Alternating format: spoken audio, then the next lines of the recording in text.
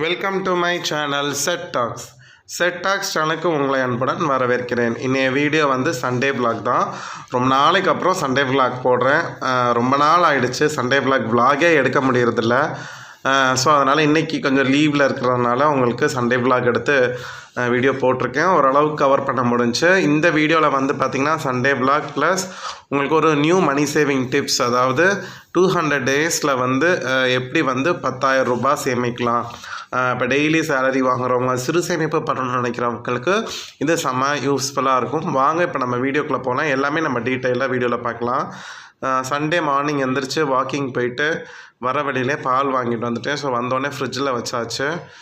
So morning வந்து பார்த்திங்கன்னா வீட்டிலே ப்ரேயர் பண்ணிட்டோம், காஃபிலாம் குடிச்சிட்டு அதுக்கப்புறம் ஒரு 10 o'clock போல் வந்து பார்த்திங்கன்னா ஸ்ட்ரைட்டாக ஒரு உளுந்த வடையும் காஃபியும் குடிச்சிட்டு இந்த நாளை வந்து ஸ்டார்ட் பண்ணியாச்சு. மார்னிங் பெருசாக வந்து தோசை ஆளுக்கு 2 தான் சாப்பிட்டோம். தோசை தேங்காய் சட்னி என்னென்னத்தில் மாவு புளிச்சிருந்துச்சு.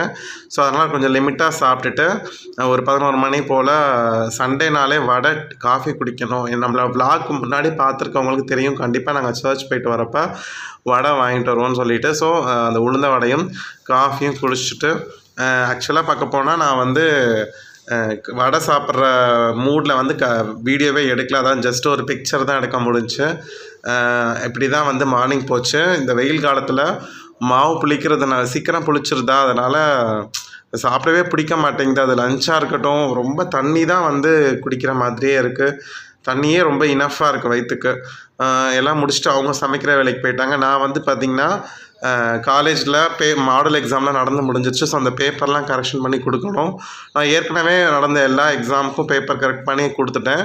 லாஸ்ட் எக்ஸாம் அன்னைக்கு அதுக்கப்புறத்துலேருந்து எங்களுக்கு லீவ் விட்டுட்டாங்க. ஸோ அந்த எக்ஸாமோட பேப்பர் கட்டை மட்டும் எடுத்துகிட்டு வந்துட்டு அதை திருத்தி கொடுத்து விடணும் காலேஜுக்கு. ஸோ அதனால் உட்காந்து கடகடன் திருத்தி முடித்தாச்சு. நாளைக்கு கொண்டு போய் கொடுத்துருவேன் காலேஜில். கொடுத்துட்டா வேலை முடிஞ்சிடும். இனிமேல் வந்து ஜூன் மாதம்தான் காலேஜ். அது வரைக்கும் வந்து பார்த்திங்கன்னா ரொம்ப போர் அடிக்கும்.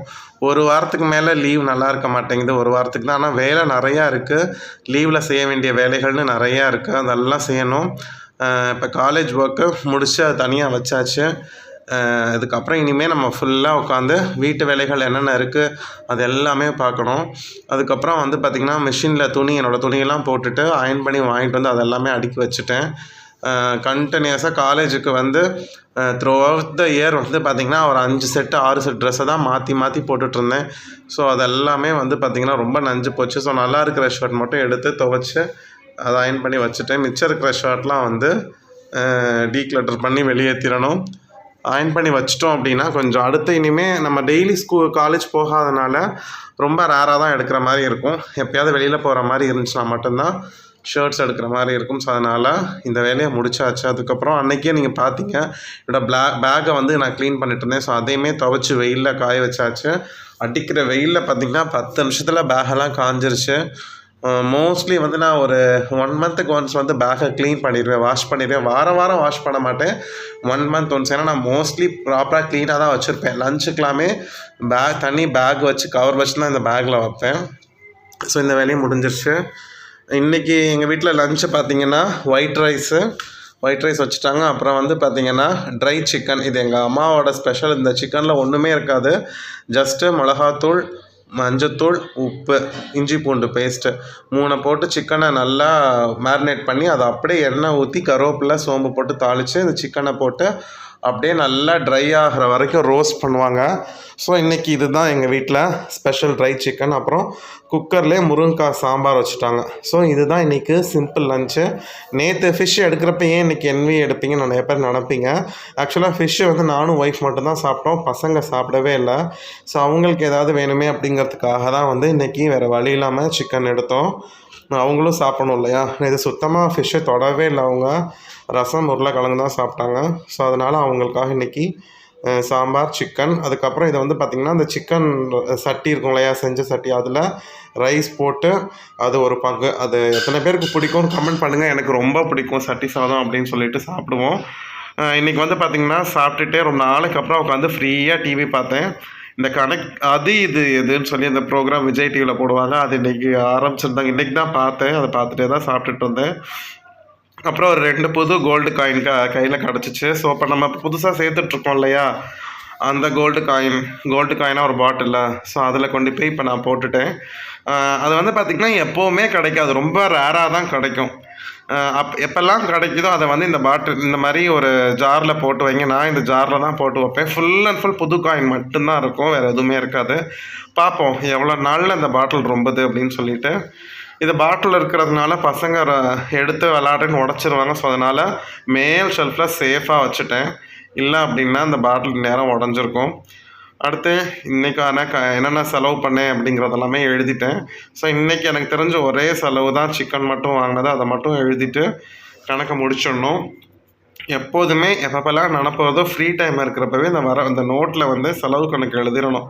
இதை நம்ம கொஞ்சம் மறந்துட்டோம் அப்படின்னா நம்ம பண்ண செலவே மறந்துடும், பின்னாடி இடிக்கும். கண்டிப்பாக நம்ம என்ன செலவு பண்ணுறோம் அப்படிங்கிறது நமக்கு தெரிஞ்சிருக்கணும்.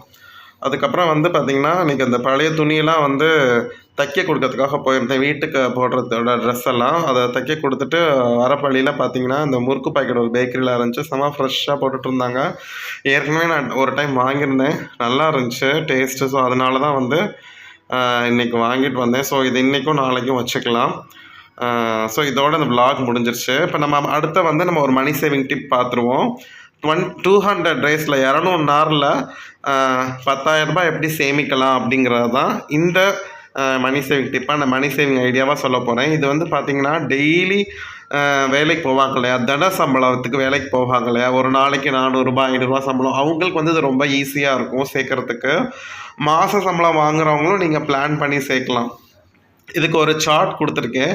மோஸ்ட்லி இது உங்களுக்கு தெரிஞ்சிருக்கும், இருந்தாலும் இப்போ நான் வந்து இந்த ஒரு சார்ட் போட்டு உங்களுக்கு நான் சொல்கிறேன். தெரியாதவங்களுக்கு இது யூஸ்ஃபுல்லாக இருக்கும். 200 நாளில் 10 ரூபா ஒரு சின்ன சிறு சேமிப்பு மாதிரி பண்ணலாம். மேக்ஸிமமே வந்து 100 ரூபா வரைக்கும் நம்ம போவோம். ஸோ எப்படிங்கிறத இந்த சார்ட் மூலமாக நம்ம பார்க்கலாம். இது வரைக்கும் சேமிப்பு ஆரம்பிக்காதவங்க இந்த மாதிரி ஆரம்பித்து பாருங்கள். இதுதான் இந்த சார்ட்டு பாருங்கள். இப்போ நம்ம டே 1லேருந்து 100 வரைக்கும் இந்த ஃபஸ்ட்டு சார்ட்டில் இருக்குது. டே 1க்கு வந்து 1 ரூபா, டே 2க்கு 2 ரூபா, டே 3க்கு 3 ரூபா. ஸோ டே கூட ஒவ்வொரு ரூபாயாக கூட்டிகிட்டு போகும். இது மாதிரி நீங்கள் 100வது நாள் வரைக்கும் 100 ரூபா போட்டுருங்க. ஸோ மொதல் நாள் 1 ரூபா, 2வது நாள் 2 ரூபா, 3வது நாள் 3 ரூபா, இந்த மாதிரி. இப்போ 50வது நாள்னா 50 ரூபா, 51வது நாள்னா 51 ரூபா, 52வது நாள்னா 52 ரூபா. இதே மாதிரி 100வது நாள் நீங்கள் என்ன பண்ணுவீங்க, 100 ரூபா போடுவீங்க.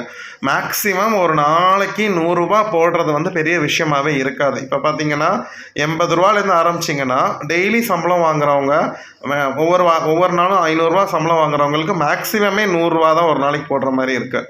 அப்படிங்கிறப்ப அது பெரிய விஷயமா இருக்காது. இப்போ ஸ்டார்டிங்லாம் ரொம்ப ஈஸியாக இருக்கும்.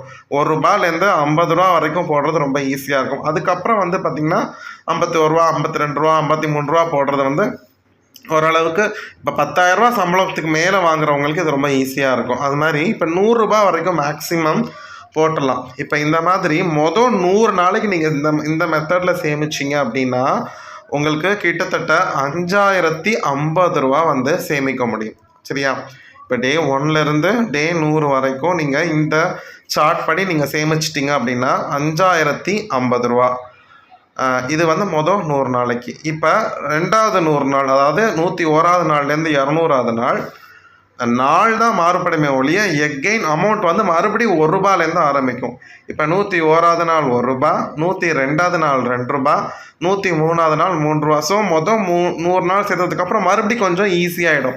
1 ரூபா, 2 ரூபா, 3 ரூபா, 4 ரூபா, 5 ரூபா, இதே கணக்கில் போயிட்டுருக்கும். அதே மாதிரி இப்போ 152வது நாள் வந்து பார்த்திங்கன்னா 52 ரூபா அந்த மாதிரி. இப்போ 180வது நாள் பார்த்திங்கன்னா 80 ரூபா. இது மாதிரி நீங்கள் 200வது நாள் 100 ரூபா போடுற மாதிரி இருக்கும். இப்போ பாருங்கள், 101வது நாள்லேருந்து 200வது நாள் வரைக்கும் 1 ரூபாயிலேருந்து மறுபடியும் 100 ரூபா போடுறீங்க. இதில் 5,050 ரூபா. மொத்தம் இந்த 200 நாளில் 10,100 ரூபா நீங்கள் சேமிச்சிடலாம். இந்த சார்ட் உங்களுக்கு வேணும்னா சொல்லுங்கள், மெயில் பண்ணுங்கள். என்னோட மெயில் ஐடி வந்து டிஸ்கிரிப்ஷன் பாக்ஸில் இருக்குது. அந்த மெயிலுக்கு ஐ நீட் 10,000 ருபீஸ் சார்ட்னு அனுப்பிச்சிங்கன்னா நான் உங்களுக்கு பிடிஎஃபாக அனுப்பிச்சி வைக்கிறேன். அந்த பிடிஎஃப் வந்து நீங்கள் பிரிண்ட் அவுட் எடுத்து வீட்டில் வச்சுக்கலாம். ஒவ்வொரு நாளைக்கு நீங்கள் எவ்வளோ அமௌண்ட் போடுறீங்களோ டக்குன்னு டிக் அடிச்சுட்டே வந்தால் உங்களுக்கு ஈஸியாக இருக்கும். வேணுங்கிறவங்க அந்த மாதிரி நீங்கள் அனுப்புங்க, உங்கள் மெயில் அனுப்புங்க, நான் கண்டிப்பாக பிடிஎஃப் அனுப்புகிறேன். இல்லைனா நீங்களாகவே இதை ஸ்க்ரீன்ஷாட் எடுத்து அப்படியே நீங்கள் என்ன செஞ்சுக்கலாம், கையால் எழுதிக்கலாம். அதுவும் ரொம்ப ஈஸி தான். ஸோ இதோட இந்த வீடியோ இங்கே முடிச்சுக்கிறேன். இந்த வீடியோ பிரயோஜனமாக இருந்துச்சுன்னா மறக்காம உங்கள் ஃப்ரெண்ட்ஸ்க்கு ஷேர் பண்ணிவிட்டு கமெண்ட் பண்ணுங்கள். அடுத்த வீடியோவில் பார்க்குறேன். Bye friends.